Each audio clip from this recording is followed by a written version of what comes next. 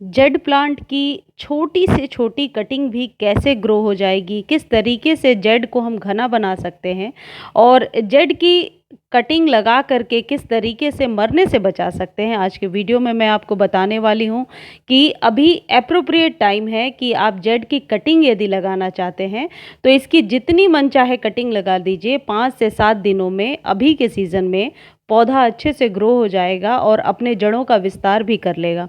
Jade plant एक ऐसा पौधा है जो करीब करीब हर घर में होता है। देखिए, ये जेड की कटिंग अभी मई के महीने में मैंने लगाया। इसकी कटिंग बहुत ही अच्छे से ग्रो हो जाती है यदि आप उचित देखभाल करते हैं। देखिए, इसकी 1 इंच की कटिंग सिर्फ मिट्टी के ऊपर मैंने रख दिया था और इसकी जड़ें कितनी आसानी से बन गई हैं। लेकिन अभी मैं एक और पौधा आपको दिखा रही हूँ जो जेड की कटिंग मैंने लगाया तो है लेकिन वो डेवलप नहीं हो पाया है। तो वीडियो में मैं आपको ये भी बताने वाली हूँ कि किन गलतियों की वजह से हमारे जेड का पौधा मरने लगता है या पत्तियाँ गिरने लगती हैं या पौधा अच्छे से ग्रो नहीं होता। जेड एक सक्लेंट की वैरायटी होती है, यानी जेड के पौधे को ग्रो करने के लिए जो उचित तापमान है वह 2 से 3 घंटे की यदि सेमी शेड भी मिल जाए तो जेड बहुत अच्छे से ग्रो हो जाता है। देखिए, ये जेड का पौधा मैंने लगाया था और ये बिल्कुल सड़ चुका है। एक पौधा इसमें से ग्रो हुआ है लेकिन 2 पौधे एकदम खराब हो गए हैं।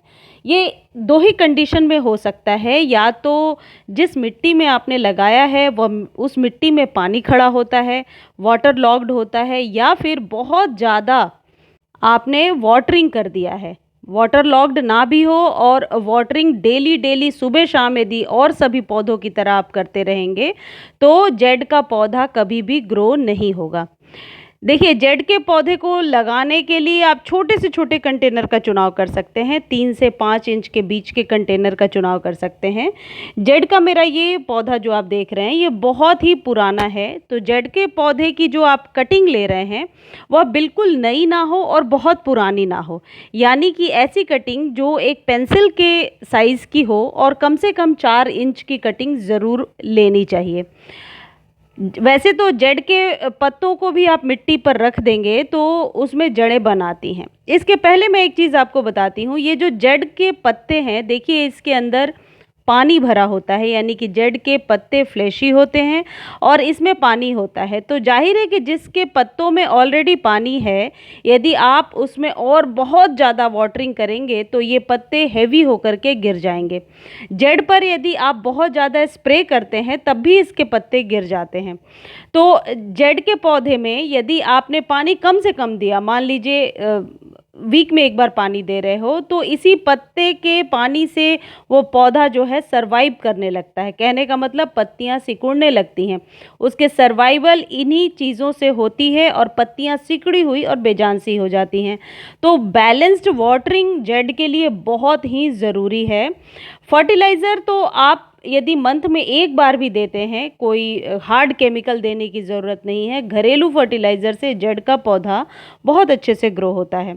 अब कोई भी जेड की इस तरीके की आप कटिंग ले लीजिए, 4 इंच की कटिंग, और कोई 4 से 5 इंच के बीच का कोई कंटेनर ले लीजिए जिसमें 60-40 के रेशियो में गार्डन सॉइल और कंपोस्ट कोई भी जो आप यूज़ करते होंगे वो डाल लीजिए। और इसे डालने के बाद कम से कम आप कोशिश कीजिए कि 2 इंच ऊपर हो और 2 नॉड एरिया नीचे दबा हो। हर 1 इंच पर नॉड एरिया बना होता है। यदि आप बिल्कुल नए हैं तो जेड के पौधे को हाथ में लेकर के देखिए।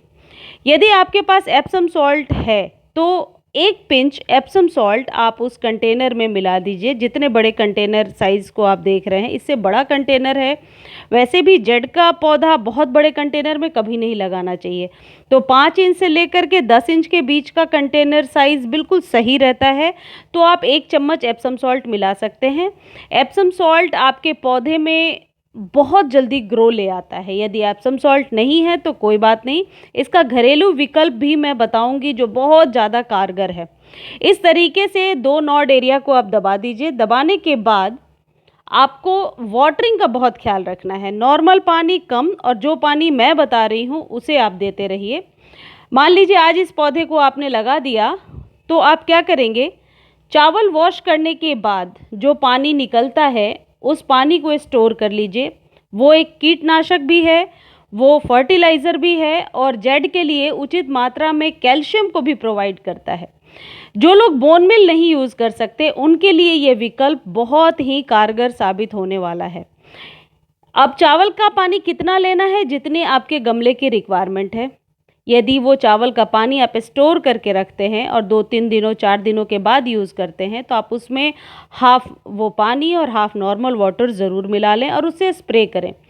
इससे पौधा जल्दी ग्रो भी हो जाएगा और पौधे में कोई भी फंगस वगैरह का अटैक नहीं होगा, जड़ें कभी भी सड़ेंगी नहीं। फिर आप इसे लगाने के बाद आप इसे ऐसी जगह पे रखिए जहाँ या तो सुबह की धूप मिले या इवनिंग की धूप मिले। दोपहर की धूप से थोड़ा कुछ दिनों तक बचाना है। आप देखेंगे 3 से 4 दिनों में इसकी जड़ें बनने लगी हैं। यानी कि खाद के रूप में आपको क्या देना है? यदि एप्सम सॉल्ट है तो आप मिट्टी में मिला दीजिए, नहीं है तो 1 चम्मच यूज्ड टी लीफ उस जगह पे आप मिला सकते हैं या फ्रेश आधा चम्मच फ्रेश टी लीफ भी मिला सकते हैं। उसके बाद जब भी पानी देना है आप इस चावल के पानी से थोड़ा थोड़ा स्प्रिंकल करें जहाँ पर आपने कटिंग को लगाया है। आप देखिए आपका पौधा इतनी जल्दी ग्रो हो जाएगा और मैं गारंटी के साथ कह रही हूँ कि आपका पौधा कभी भी नहीं मरेगा जेड का और बिल्कुल घना हो जाएगा। ये नुस्खा आप अपने स्नैक प्लांट पर, एरिका पाम पर भी अपना सकते हैं क्योंकि जेड के पौधे को ग्रो करने के लिए 2 ही चीज़ चाहिए, नाइट्रोजन और कैल्शियम उचित मात्रा में। वैसे तो बहुत सारे माइक्रो न्यूट्रिएंट्स चाहिए होते हैं लेकिन ये उचित मात्रा में देने से पत्ते बड़े चमकदार आते हैं और पत्तियां फ्लेशी होती हैं बहुत ज़्यादा, पौधा सिकुड़ता नहीं है। यदि स्टोन डस्ट है तो उसका भी इस्तेमाल कर सकते हैं लेकिन मैं स्टोन डस्ट न डाल करके ये चावल के पानी से हमेशा स्प्रे करती हूँ और मेरा पौधा बहुत अच्छे से ग्रो हो जाता है। धन्यवाद।